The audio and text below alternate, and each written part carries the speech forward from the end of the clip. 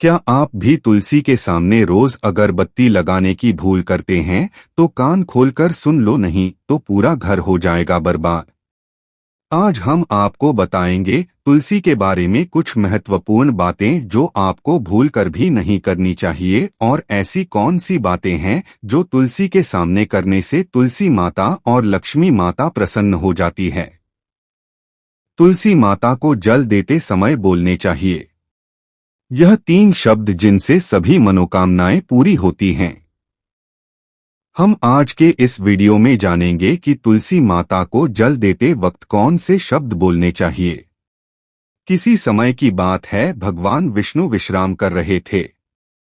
तभी देवी लक्ष्मी वहां आई और भगवान विष्णु से तुलसी माता को जल देने के महत्व के बारे में पूछा। भगवान विष्णु ने उन्हें तुलसी माता को जल देने के महत्व को विस्तार से बताया। तब देवी लक्ष्मी ने कहा, हे स्वामी, आपने मुझे तुलसी माता के महत्व के बारे में बताया, लेकिन अब मैं यह जानना चाहती हूँ कि तुलसी माता को जल कैसे देना चाहिए। उनकी सेवा की सबसे श्रेष्ठ विधि क्या है और जल देते समय कौन सा मंत्र बोलना चाहिए। भगवान विष्णु ने उत्तर दिया, जैसा कि मैंने तुम्हें तुलसी माता के महत्व के बारे में बताया, उसी प्रकार तुलसी माता को जल देते समय बोला जाने वाला मंत्र भी बहुत महत्वपूर्ण है।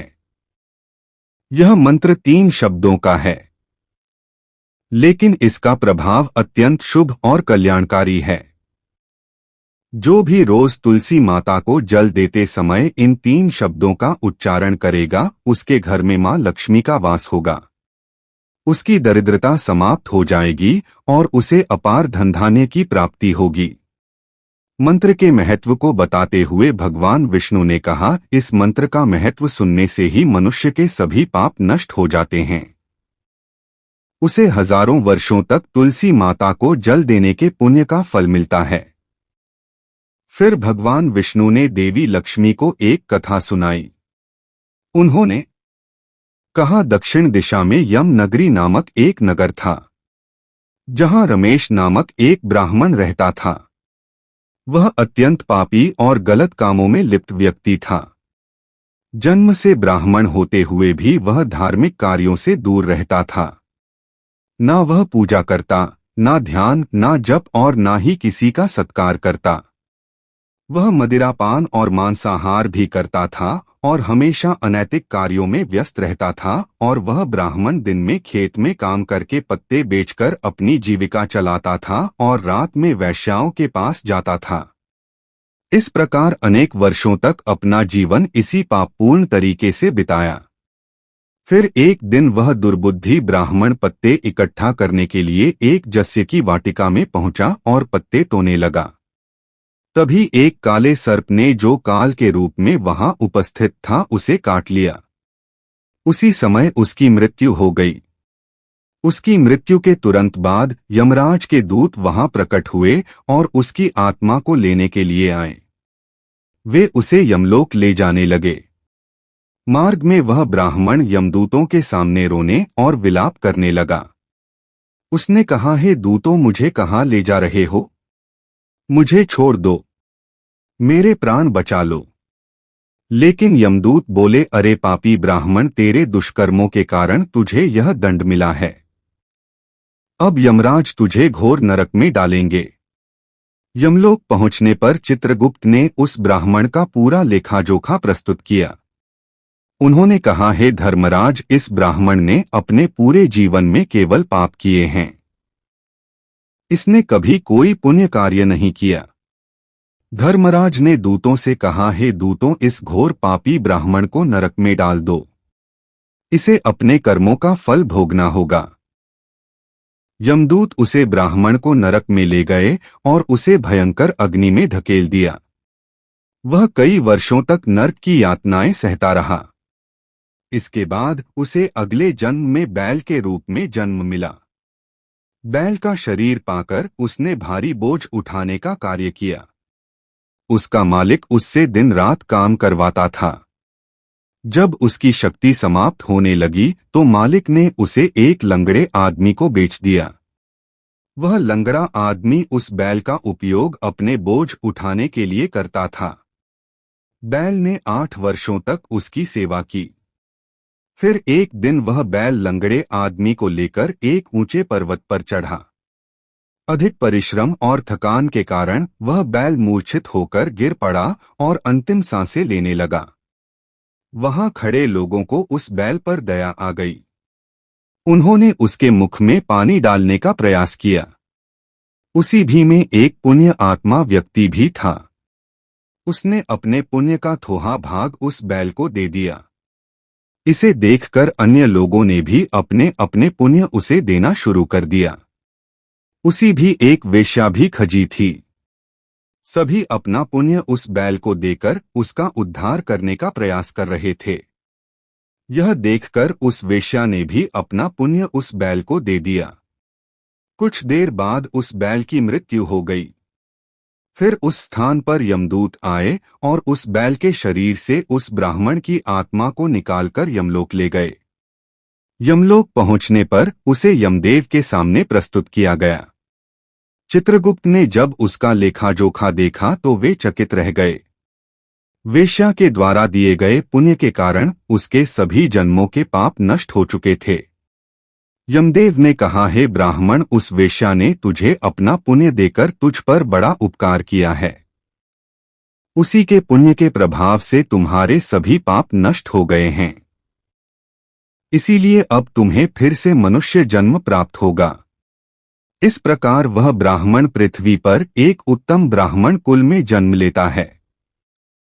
उस महापुण्य के प्रभाव से उसे अपने पूर्व जन्म की सारी बातें याद आने लगती हैं। जब वह बड़ा होता है तो उसे यह ध्यान आता है कि पिछले जन्म में जब वह बैल था तब एक वेश्या ने उसे अपना पुण्य दिया था। उसके मन में उस वेश्या के बारे में जानने की उत्सुकता जागती है। वह वेश्या का पता लगाकर उसके नगर में पहुंचता है। वहां वह वेश्या जो अब बूढ़ी हो चुकी थी उसे मिल जाती है। वह ब्राह्मण उसके सामने जाकर बार बार प्रणाम करता है और धन्यवाद देने लगता है। वेश्या उससे पूछती है, हे ब्राह्मण श्रेष्ठ, आप कौन हैं और किस कारण मुझे धन्यवाद दे रहे हैं? मैंने आपका कौन सा कार्य किया है जिसके लिए आप मुझे नमस्कार कर रहे हैं? तब ब्राह्मण कहता है, हे माँ, मैं वही बैल हूँ जिसे तुमने अपना पुण्य देकर जीवन दान दिया था। अपने पाप कर्मों के कारण मुझे पिछले जन्म में बैल बनना पड़ा। उस पर्वत पर जब मैं अंतिम सांसें ले रहा था तब तुमने अपना पुण्य मुझे दे दिया था। उसी पुण्य के प्रभाव से ही आज मुझे फिर से मनुष्य जन्म मिला है और अपने पूर्व जन्म की सारी बातें याद हैं। किंतु हे माँ, मैं यहाँ यह जानने आया हूँ कि तुमने मुझे कौन सा पुण्य दिया था जिससे मेरे सभी पाप नष्ट हो गए। मैं उस पुण्य के बारे में जानना चाहता हूँ। तब वैश्या ने कहा, हे ब्राह्मण श्रेष्ठ, मैंने तो अपने जीवन में कोई पुण्य का कार्य नहीं किया है, पर मेरे घर में एक तोता है जो पिंजरे में रहकर हमेशा कुछ बोलता रहता है, जिसे सुनकर मेरा अंतःकरण पवित्र हो गया। वही मंत्र मैंने आपको पुण्य स्वरूप दान किया।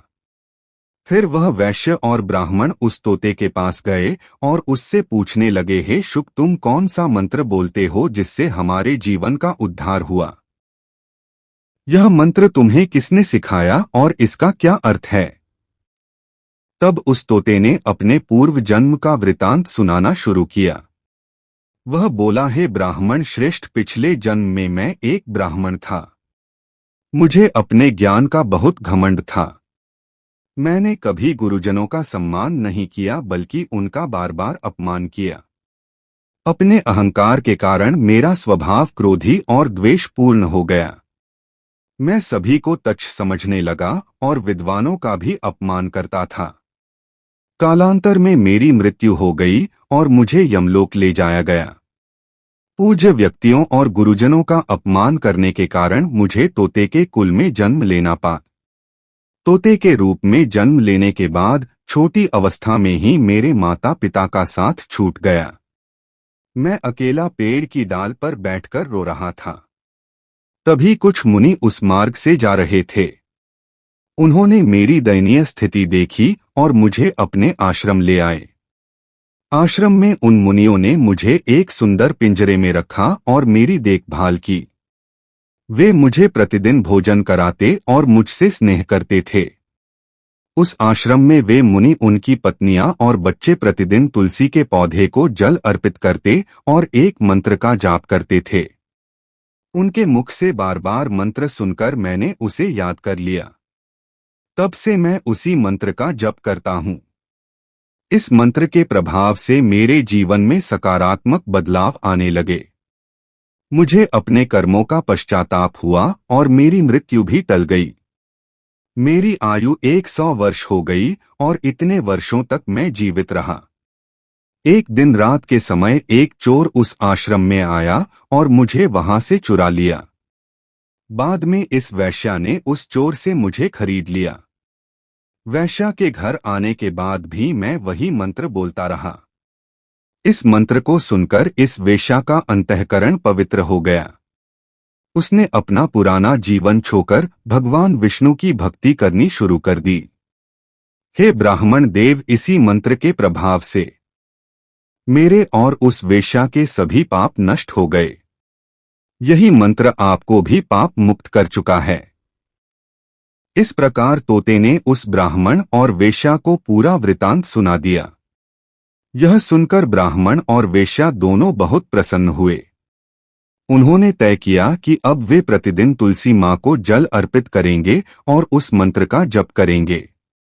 कुछ समय बाद उस ब्राह्मण, वैश्या और तोते ने मंत्र के प्रभाव से दिव्य विमान में बैठकर विष्णु लोक की यात्रा की। भगवान विष्णु ने देवी लक्ष्मी से कहा, हे देवी, देखा आपने केवल तुलसी माँ के मंत्र के प्रभाव से उस तोते, वेश्या और ब्राह्मण के सभी पाप नष्ट हो गए। इसीलिए हर व्यक्ति को प्रतिदिन तुलसी माँ को जल अर्पित करते हुए इस मंत्र का जाप अवश्य करना चाहिए। वह मंत्र इस प्रकार है: ओम वृंदावनी स्वाहा, ओम वृंदावनी स्वाहा। जो स्त्री प्रतिदिन तुलसी माँ के सामने इस मंत्र का उच्चारण करेगी वह सौभाग्यशाली बनेगी। जो पुरुष इसका जप करेगा उसे अक्षय धन की प्राप्ति होगी। जिस घर में प्रतिदिन तुलसी माँ की पूजा होगी वहां लक्ष्मी जी का सदावास रहेगा। तुलसी माँ का यह मंत्र फलदायी और सिद्धियों को प्रदान करने वाला है। स्त्रियों को स्नान के बाद बाल बांधकर मांग में सिंदूर लगाकर तुलसी माँ को जल चढ़ाना चाहिए। साथ ही तुलसी माँ की परिक्रमा करनी चाहिए। शाम के समय तुलसी माँ के पास दीपक जलाने से घर में सुख समृद्धि आती है। भगवान विष्णु की पूजा तुलसी माँ के बिना अधूरी है। तुलसी का एक पत्ता चढ़ाने से भगवान को उतनी प्रसन्नता मिलती है जितनी हजारों अमृत के घड़ों से नहलाने पर भी नहीं मिलती। जो भी व्यक्ति तुलसी माँ का सम्मान करेगा और उनके इस मंत्र का जप करेगा उसे न केवल इस लोक में बल्कि परलोक में भी शुभ फल प्राप्त होगा। ऐसा फल तुलसी माँ के पत्तों के दान से मिलता है। जो मृत्यु के समय अपने मुख में तुलसी के पत्तों का जल ग्रहण करता है ऐसा व्यक्ति अपने सभी पापों से मुक्त होकर भगवान विष्णु के धाम जाता है। भगवान विष्णु कहते हैं, पूर्णिमा, अमावस्या, द्वादशी और सूर्य संक्रांति के दिन मध्याह्न काल, रात्रि और अशोच के समय तेल लगाकर बिना स्नान किए अथवा बिना हाथ पैर धोए रात्रि के वस्त्र पहनकर तुलसी के पत्ते तोड़ना महापाप होता है। श्राद्ध, व्रत, दान, प्रतिष्ठा और देव पूजा के लिए तोड़े गए तुलसी के पत्ते 3 रात तक पवित्र रहते हैं। तुलसी के पत्तों को बिना नष्ट किए उसके अग्रभाग को तोड़ना चाहिए। तुलसी की मंजरी, जो सभी फूलों से श्रेष्ठ मानी जाती है, उसे तोड़ते समय पत्तियों का होना आवश्यक है। पौधे को बिना हिलाए केवल अग्रभाग को तोड़ना चाहिए ताकि पूजा का फल और बढ़े। तुलसी के पत्तों को कभी नाखून से नहीं तोड़ना चाहिए क्योंकि इससे पाप लगता है। रात्रि के समय तुलसी के पौधे को छूना या उसके पत्ते तोड़ना अशुभ माना जाता है क्योंकि रात्रि में वह निद्रा अवस्था में होती है। गुरुवार को तुलसी के पौधे में थोड़ा कच्चा दूध अर्पित करें और इस दौरान ओम नमो भगवते वासुदेवाय नमः मंत्र का जप करें। तुलसी के पौधे के पास शालिग्राम रखें और तिल चढ़ाएं। शालिग्राम पर तुलसी के पत्ते रखकर चंदन का तिलक करें। अगर कोई महिला मासिक धर्म में है तो तुलसी की पूजा से बचें, क्योंकि इस समय तुलसी को छूना पाप होता है, जिससे महिला की दुर्गति हो सकती है। इस प्रकार भगवान विष्णु ने देवी लक्ष्मी को तुलसी के जल देने के मंत्र का महत्व बताया। तो जल्दी से वीडियो को लाइक करके हमारे YouTube चैनल को सब्सक्राइब करें और कमेंट बॉक्स में जय लक्ष्मी माता जरूर लिखें। दोस्तों, यह तमाम जानकारी जनरुचि को ध्यान में रखकर दी जा रही है। ज्योतिष और धर्म के उपाय और सलाहों को अपनी आस्था और विश्वास पर आजमाएं। वीडियो का उद्देश्य मात्र आपको बेहतर सलाह देना है। इस संदर्भ में हम किसी प्रकार का कोई दावा नहीं करते हैं। दोस्तों, वीडियो अच्छी लगी हो तो लाइक और सब्सक्राइब जरूर करें।